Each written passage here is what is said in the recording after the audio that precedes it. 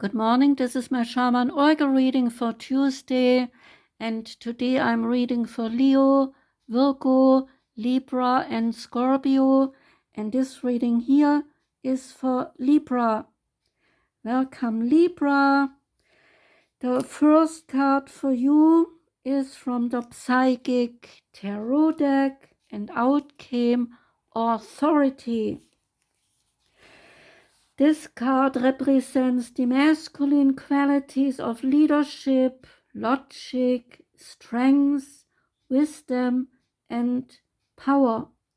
So when this card emerges, it acts as a teaching tool, and in so doing, it is encouraging you to develop or reignite these qualities and tap into the masculine aspects of yourself.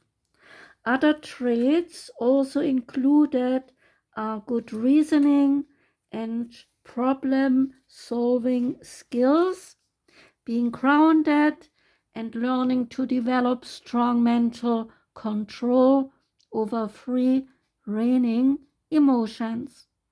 Oftentimes, this card appears to symbolize a father figure or an individual or wise authority who may be present in your life.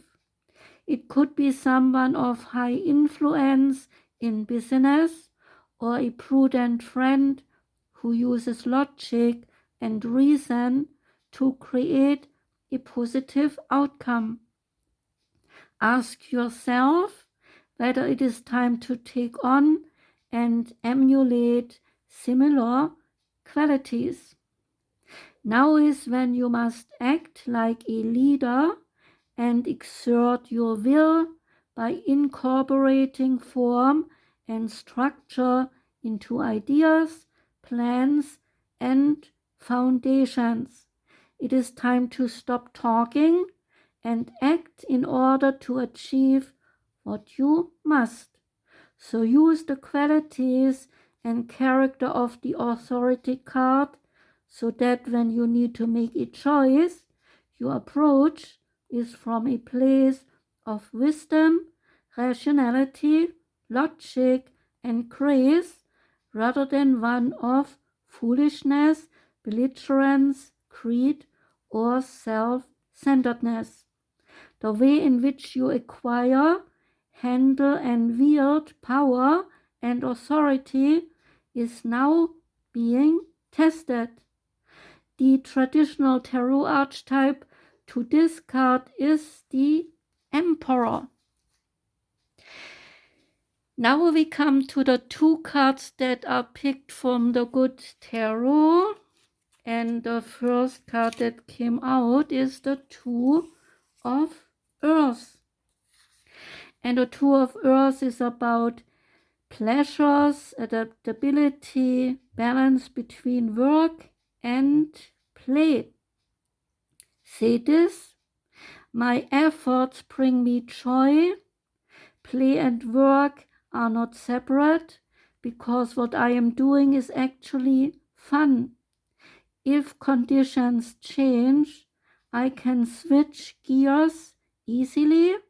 I am fully present in the excitement of creativity and am eager to experience the surprises that occur when seeds I have planted take root, sprout, and develop in unexpected ways.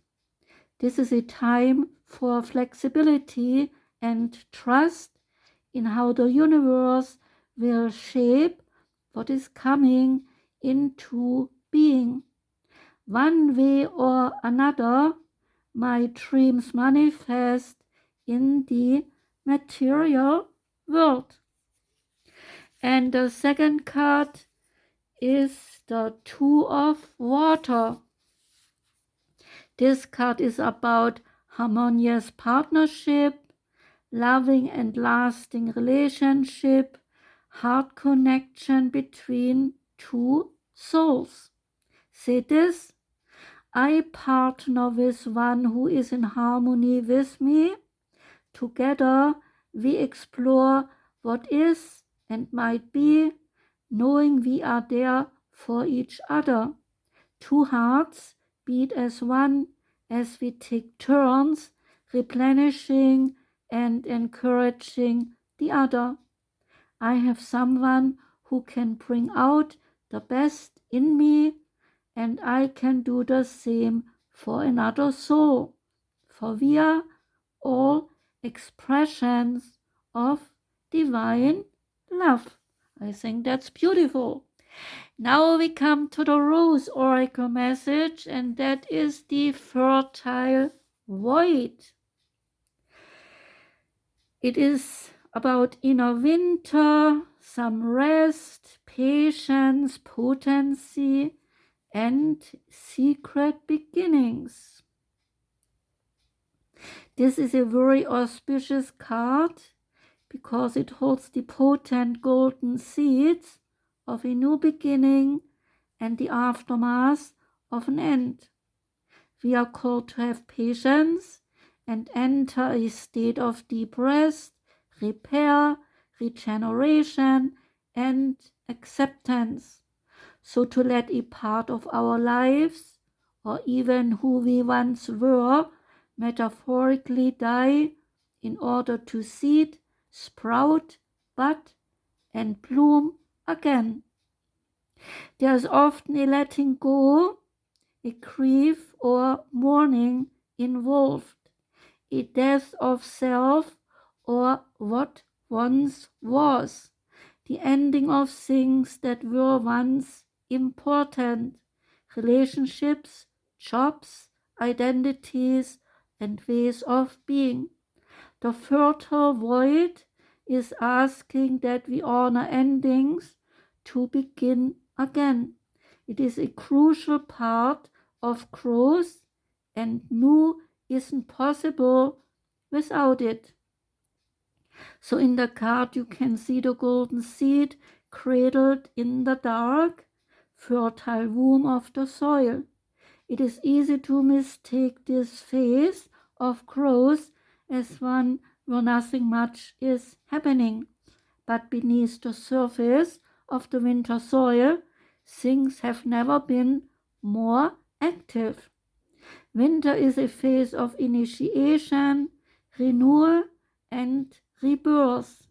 When we are going through a period of inner winter, we experience this too. We metaphorically go underground by coming to a standstill and allowing ourselves to recover and rest. We do not realize it, but this is the most important part of our growth, and it takes faith and surrender to do it.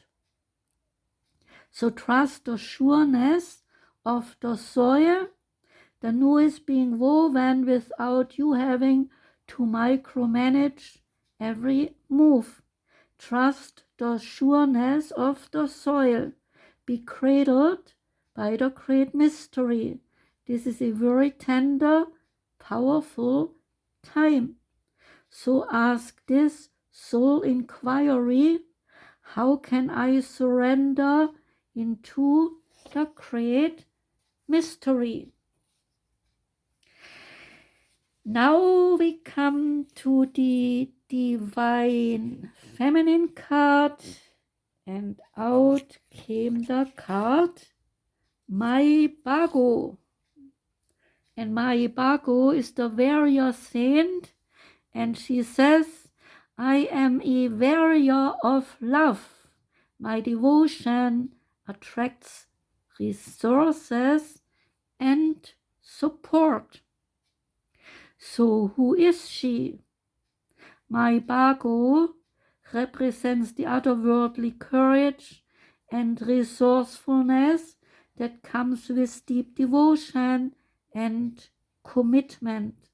Mai Bhago was born in the 7th century in what is now Amritsar, Punjab, at the time of the 10th Guru, Guru Gobind Singh. She was raised a devout Sikh and was trained by her father to use a sword so that she could uphold the Sikh tenet to defend but not attack. When she was a young woman, her village was threatened by Mughal forces, so she heard that the Khalsa, or the various saints appointed by the Guru to defend the Sikhs, had defected and were fleeing back to their villages. So Mai Bhago took her sword and went village to village, convincing the various saints to go back and protect the Guru from the advancing Mughal army.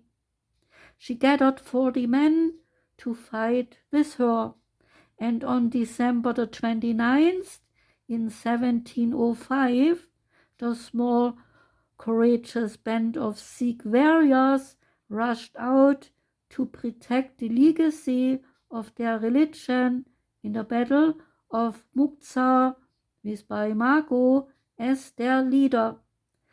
Mai was the only one to survive. Guru Gobind Singh blessed these 40 men and declared them Kali Mukta, the 40 liberated ones. Mai became the Guru's personal bodyguard and dressed in men's attire until she retired and spent her last years immersed in meditation. Mai Bhago is considered a great Sikh warrior saint. The house where she spent her last years in meditation has been converted into a Gurdwara, a Sikh place of worship. Her sword and musket are on display as saint relics and a symbol of the fierce courage Mai displayed out of her devotion to the Guru, and she saved the Sikh religion from extinction. When this card comes up in your reading, devotion grounds us and allows us to see just how many resources are available to us. And devotion elevates our perception so that the spiritual realm can infuse us with light, strength, and energy that is greater than our own. Devotion is the action we feel compelled to take that demonstrates our commitment to love. The power of Mai Bhago's devotion kept the Sikh religion alive. The task seemed impossible for the Sikhs against a whole Mughal army, but what has never happened before becomes possible through true devotion and the force of pure love. Mai is the warrior saint who reminds us to become fully devoted to what we love. And then courage isn't an effort. It isn't something we have to cultivate. Courage is what commitment to love bestows to us. So devote yourself fully to what is at hand, to what is in your heart, and the strength, the support, and the courage to complete a task will rise to meet you. Say this soul voice meditation and ask, what am I committed to with my entire being? And say this intention, I am a warrior of love.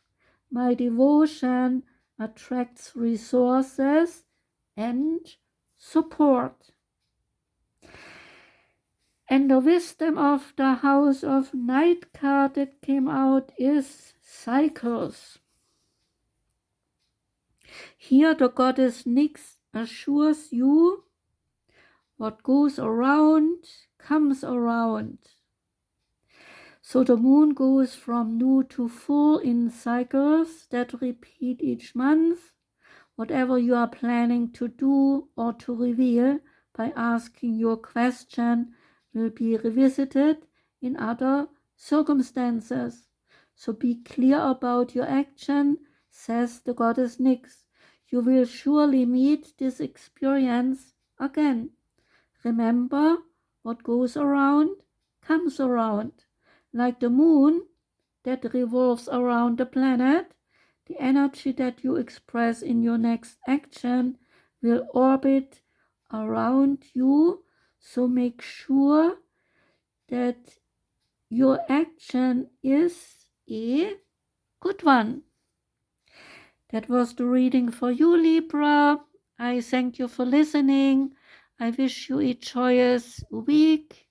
Take care and goodbye.